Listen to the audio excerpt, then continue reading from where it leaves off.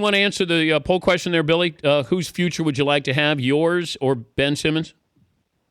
Ben Simmons in every conceivable way, financially, sexually, professionally. I can't think of any more reasons you would rather be Ben Simmons. He's younger than I am. He's handsomer. He's taller. What about journalistically? He's probably a better writer than I am. I can't think of a single thing he does that's not better than me. I've been focused on him. You know, the Celtics have these Brooklyn picks, and I have always wanted my whole life for the Celtics to have a guy named Simmons on their team. And I started hearing about this kid, Ben Simmons, last year. That was coming. He was the best high school junior. So I've been following him on YouTube for like a year and a half, getting more and more excited because he has the magic bird passing gene. And that's the thing, is like you're not really going to totally see it in college because the college product is so messed up, and you know, it's just guys jacking up threes. He's so much better than, you know, all due respect to his teammates, but he's just guy's on another level. It's like, you know, putting Picasso on a cartoon show or something. It's just the things he sees in his hoops IQ is at that Bird Magic LeBron level. Now, I don't know if athletically he's on the LeBron level, but I think how he plays and what he sees is on there. And I think you watch a game like yesterday, you know, he just casually puts up 21 and 20 with 7 assists. Those kind of numbers are going to happen game after game, especially when he gets more comfortable. I don't think we've ever seen anybody quite like him because, you know, he's already 6'10". He might grow. He might end up at 6'11". And the way he sees the floor, he's basically a point forward. I don't know what position he is because he can go inside, he can go outside. And, you know, I don't really like college basketball, which is weird because I love basketball like you.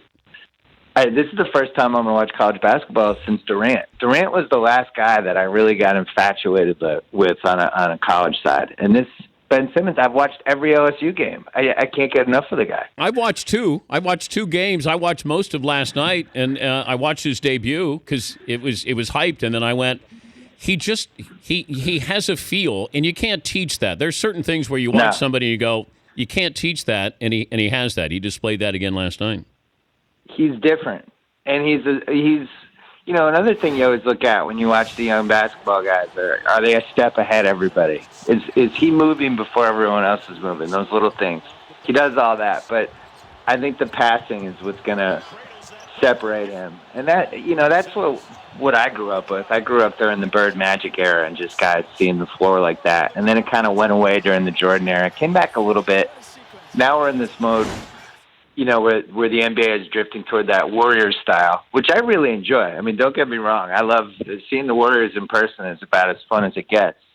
But we haven't seen the guy who, you know, the thing I used to love about Bird, I wrote about this in my book, was he was such a great passer that it actually infected the other guys in the team, and the other guys became good passers. Like Kevin McHale was actually a pretty good passer after playing 7-8 years with Bird. He would have been a black hole on any other team he went to.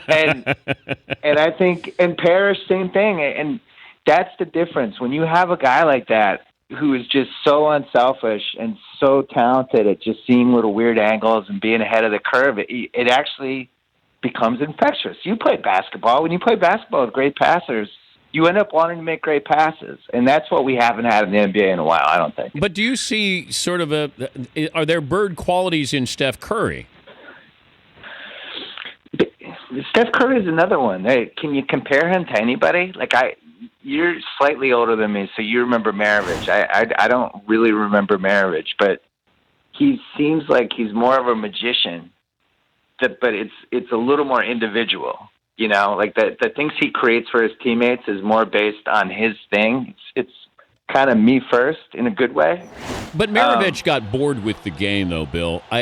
Steph Curry loves the game. You know, Maravich said, "Okay, how many do you want me to score?" When you score 44 a game in college with no three-point shot, right, then what do you want to do? And then he was a gunner. He was not a winner.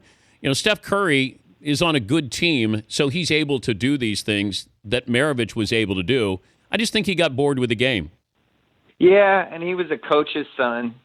The Maravich books were really interesting. He's definitely almost like a child actor getting burned out on the game. Yeah. Curry, I think one of the things that makes him special other than how hard he works and how much better his game has gotten, is just he's an awesome teammate.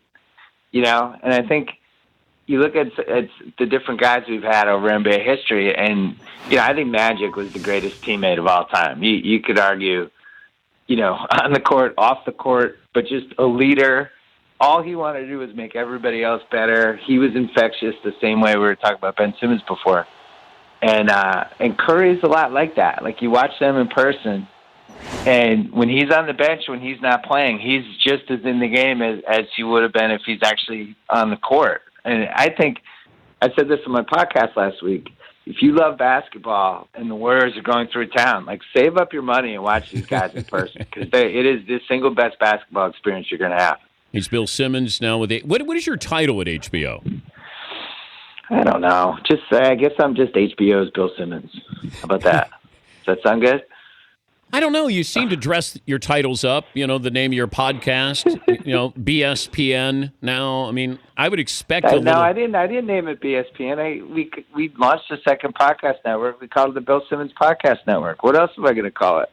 Oh, okay. Would you have a Dan?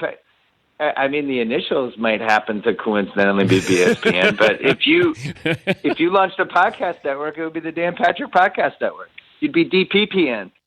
Yeah. By the way, your last appearance on our show. Yeah. It was quite memorable. Did you know what you were doing? No. You asked me to come on. I know, but how you answered. Called in. It was like 7:45, 8 o'clock in the morning. My coffee hadn't even kicked in yet, and you asked me about all the NFL stuff, and I gave honest answers. Was I wrong? Did I get you fired? I didn't get fired. There seems to be a common theme that I got fired. I didn't get fired. Did I they get just announced they weren't renewing my contract. Okay. Did I get you to a point where they weren't going to renew your contract? Are you saying, were you like the limo driver in 1963, where you were kind of there, but you don't know, like, could you have done something differently in Dallas? Yes. I don't know. I think there was an inevitability to the whole thing at that point. So, listen, the thing we should really talk about is what you told me last October when I called you. Which was? I asked you what was going to happen. And? After I got suspended, what did you tell me? I said it was only going to get worse, and you were going to have to keep an eye on who were your friends there, and that some things would be used against you, and they would find a way out. There you go. You're a wise man, Dan Patrick. I'm Nostradamus is what I am there. Nostradamus, I like that. But are you? Look, I've said it a million times. I had a great run. It was a great place to work for a long time. I have no ill feelings toward there. Now it's fun. Like, I'm just a sports fan. I can complain about the same things everyone else complains about, and I can praise the same things everyone else prays about. It's interesting to just be able to see, not be in that mix anymore and see how certain things are handled, and for better or worse. Are you? But what are you doing at HBO? Are you creating your own network or just shows? Give us an idea. I'm launching a TV show next year, probably the tail end of next spring. I'm going to get heavily involved with the HBO Now side. I'm already involved with the HBO Sports, the documentaries, and some nonfiction projects, things like that. All stuff I like to do, and they're great to work with, and it's a great brand. I think HBO Sports is a brand that I don't even really remember life without. I remember having HBO. Remember having the little box on top of the TV, and I don't know, 1980 or 1981, and watching Jerry Cooney fights. And so it's a brand that's been in my life my whole life, and they've done some great stuff, and it's going to be fun to be part of that. Well, good luck with that, and thank you for joining us. Thank you, and good luck to your Celtics as always. Thank you. Say hi to the crew for me, and go Ben Simmons. I will. Thank you, Billy.